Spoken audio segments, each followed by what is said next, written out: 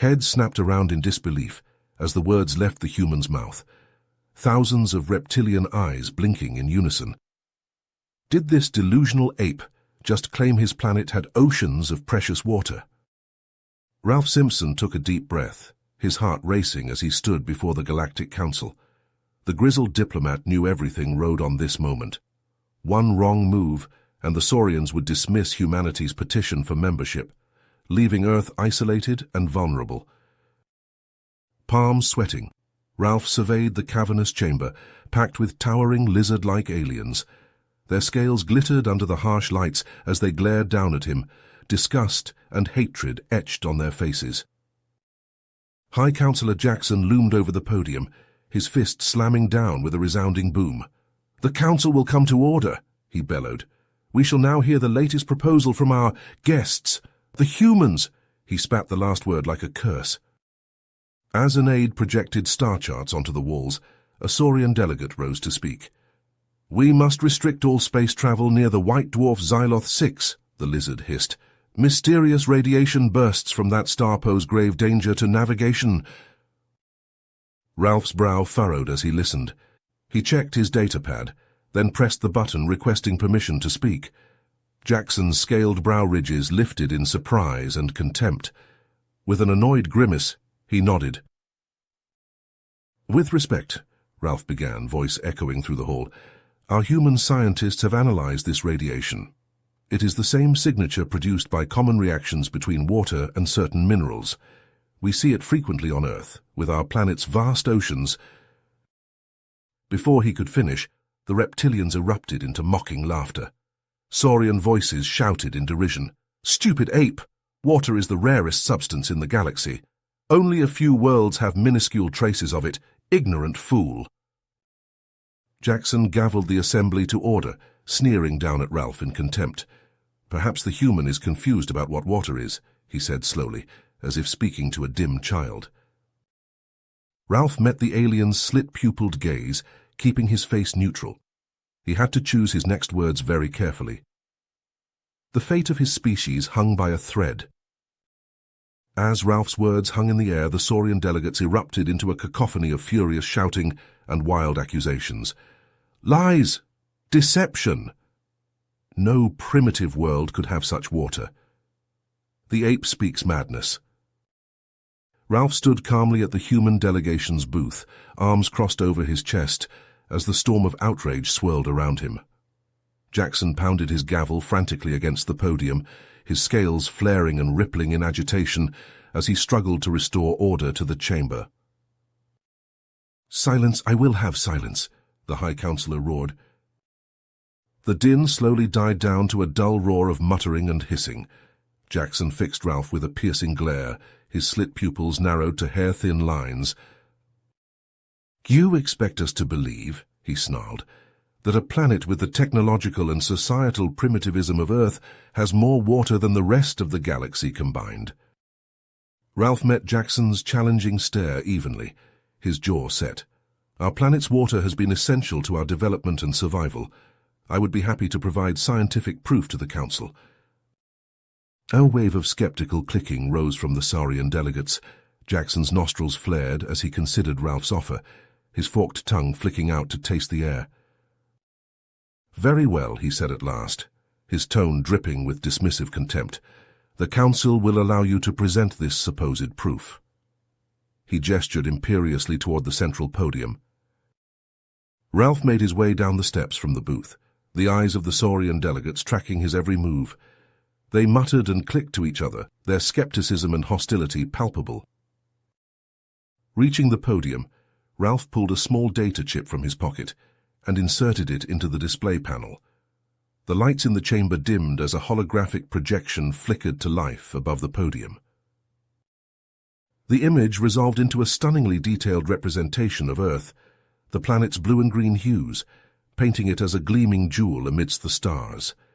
Quiet gasps and murmurs rippled through the assembly at the sight.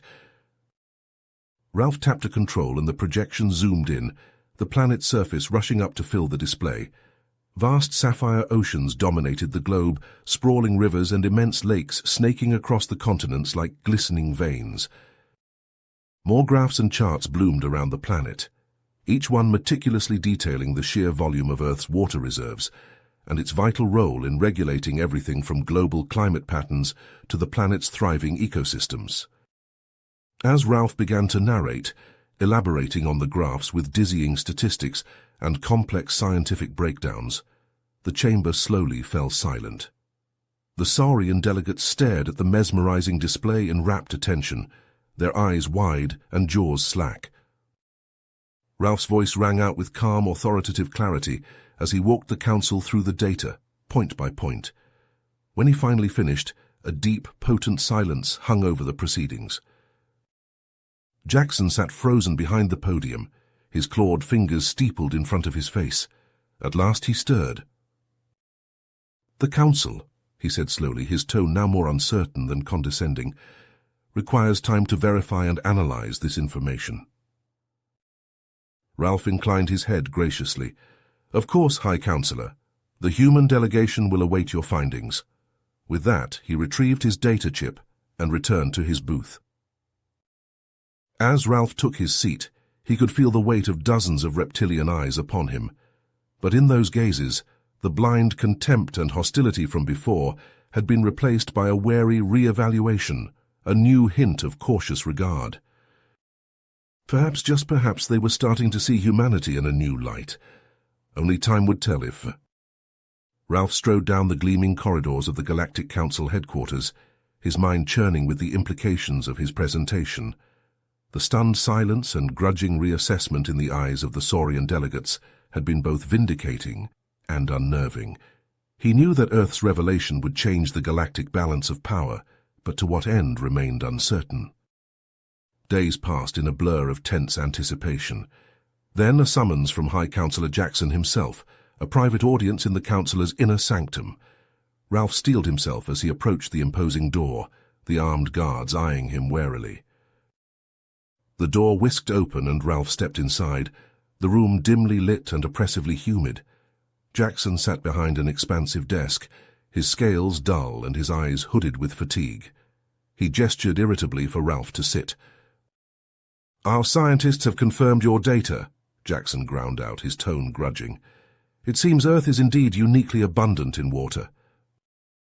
Ralph inclined his head, keeping his expression carefully neutral, even as a thrill of validation ran through him. "The Council's corroboration is appreciated." Jackson leaned forward, his claws tapping a staccato rhythm on the desk. "What I want to know is why your people have kept this a secret. Why haven't you shared this resource with the rest of the galaxy?" Ralph met Jackson's accusing glare steadily. "With respect, Counselor, we have not kept it a secret. We have simply never been asked. The Council has shown little interest in Earth beyond our potential as a market for your goods and a source of cheap labor." Jackson's scales bristled and his eyes narrowed to slits, but he didn't contest the charge. Instead, he changed tack. "The Council is prepared to offer Earth full membership and a seat on this body in exchange for exclusive trade rights to your water." Ralph's eyebrow quirked upward. "And if we decline?" Jackson's expression hardened, his next words emerging as a hiss. "Then the Council may be forced to reconsider Earth's status. After all, a planet with such a valuable resource could be seen as a threat to galactic stability if not properly regulated." Ralph's jaw clenched, a hot surge of anger rising in his throat, but he kept his tone level as he replied, "Are you threatening us, Counselor?" Jackson spread his claws in a gesture of faux reasonableness. "I am merely stating the reality of the situation. The Council has a responsibility to ensure the fair distribution of resources." Ralph surged to his feet, his heart hammering in his chest. "I will convey your offer to my government, but let me be clear. Earth will not be bullied or coerced. Our water is our own, and we will decide how and with whom we share it." With that, he turned on his heel and strode out, the door slamming shut on Jackson's glowering visage. Ralph's mind raced as he stalked through the halls, a cold fury crystallizing in his gut. The Council had played their hand at last, the velvet glove of diplomacy stripped away to reveal the iron fist of tyranny beneath. Earth stood on the precipice now, facing a choice between subjugation and defiance. Weeks later, Ralph stood before the United Nations Security Council back on Earth, his heart pounding as he prepared to brief them on the Galactic Council's offer. The room was charged with tension, the representatives of Earth's most powerful nations leaning forward in their seats, eyes fixed on Ralph. He took a deep breath and began. The Saurians have made their play. They're offering Earth full membership on the Galactic Council, but at a price, exclusive trade rights to our water. The American representative shot to his feet, his face flushed with anger. They think they can bully us into giving up our most precious resource? He slammed his fist on the table. We won't stand for it! The Russian representative nodded vigorously, his brow furrowed. We must show strength. We cannot allow ourselves to be pushed around by these aliens. Ralph held up a hand, his voice steady. I agree that we must stand firm, but we must also be strategic. The Saurians have advanced technology and a powerful military. We cannot afford an open confrontation. The Chinese representative leaned forward, his eyes narrowed. What do you suggest, Mr. Simpson? Ralph met his gaze, his mind racing. He had to thread this needle carefully. Too soft and the Saurians would see them as weak. Too hard, and they risked a war Earth couldn't win. I propose a compromise, he said at last. We offer to share our water, but on our terms. We establish a joint Human-Saurian Water Management Council with equal representation from both sides. This council will oversee the fair distribution of Earth's water to those planets in need, with Earth retaining veto power over any decisions. The room fell silent as the representatives considered his words. Ralph could see the gears turning in their heads, weighing the risks and benefits. Finally, the American representative nodded slowly. It's a good plan. It shows we're willing to cooperate, but also that we won't be pushed around. The others murmured their agreement, heads bobbing around the table. Ralph felt a wave of relief wash over him. I'll present this proposal to the Galactic Council. Hopefully they'll see the wisdom in compromise. As the meeting adjourned and the representatives filed out, Ralph remained seated, his mind whirling. He knew this was just the beginning. The Saurians would not take kindly to having their leverage undermined. There would be pushback, perhaps even threats. But as he sat there watching the last of the representatives leave, Ralph felt a swell of pride in his chest. For once, humanity was in a position of strength. For once, they had something the galaxy needed. And he would be damned if he let the Saurians or anyone else take that away. Ralph rose from his seat, straightening his tie. He had work to do. The fate of Earth and perhaps the galaxy hung in the balance. He strode from the room, his steps echoing in the empty chamber. Ralph stood before the Galactic Council once more, his heart pounding as he laid out the terms of the Human-Saurian Water Management Council. Saurian delegates hissed and clicked, scales rippling in agitation as they debated the proposal. Ralph watched the proceedings intently, his face a mask of calm, even as tensions in the chamber rose to a boiling point. Finally, after hours of heated arguments, High Councillor Jackson raised a clawed hand for silence. The Council, he growled, his voice dripping with reluctance, will agree to this compromise. But mark my words, human, we will be watching your every move. Ralph inclined his head. Understood, Councillor. Earth looks forward to a new era of cooperation. In the weeks that followed, the Joint Council began its work. Human and Saurian representatives convened regularly, poring over star charts and resource allocation plans. Slowly but surely, Earth's water began to flow to the stars, bringing life to barren worlds. Ralph watched with satisfaction as reports of the Council's successes poured in. For a brief, shining moment, it seemed that Earth and the Saurians had found a way to bridge the gap between their species. But the cracks soon began to show. In council meetings, Saurian members pressed for more control over water distribution, their voices taking on a harder edge. Earth's veto power is too restrictive, they argued. The Council should have final say over allocation. Ralph and the human delegates pushed back, their jaws tight with tension. This water belongs to Earth, they insisted. We will not surrender sovereignty over our most vital resource. As the debates grew more heated, the council chambers echoed with the sound of raised voices and slamming fists. The fragile spirit of cooperation began to fray at the edges. Then came the betrayal that shattered it entirely. A panicked call from Earth's Orbital Defense Command jolted Ralph from his sleep. He rushed to the command center, his blood running cold as the officers briefed him on the situation. A Saurian scout ship had been detected attempting to land near Lake Baikal, one of Earth's deepest and most pristine freshwater reserves. When intercepted, the ship's captain had confessed to a shocking plan: to introduce an engineered algae bloom that would render the lake's water toxic and unusable. Ralph's hands shook with rage as he absorbed the implications. The Saurians had never intended to honor the agreement. They had only sought to exploit Earth's trust to gain access to its water. In a final, somber meeting of the Joint Council, Ralph stood before the assembled delegates, his eyes hard as flint. "In light of this betrayal," he said, his voice heavy with sorrow and anger, "Earth has no choice but to withdraw from this agreement. We will no longer share our water with a galaxy that seeks to destroy us."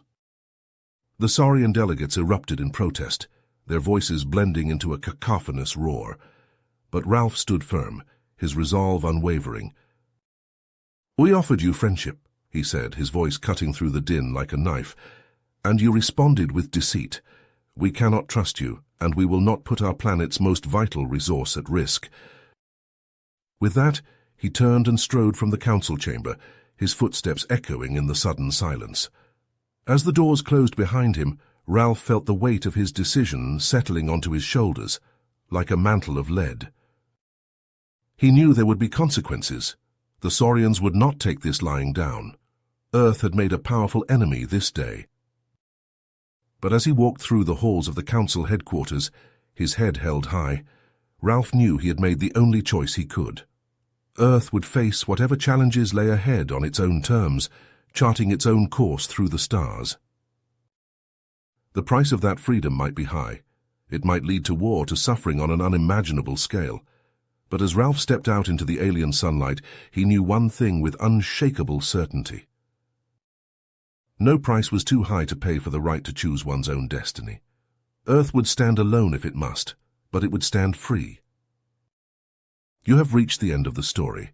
If you enjoyed this story and want to support us, please leave a like and subscribe to our channel, and for every comment that says 88, I will heart every single one of them. Thank you for your time.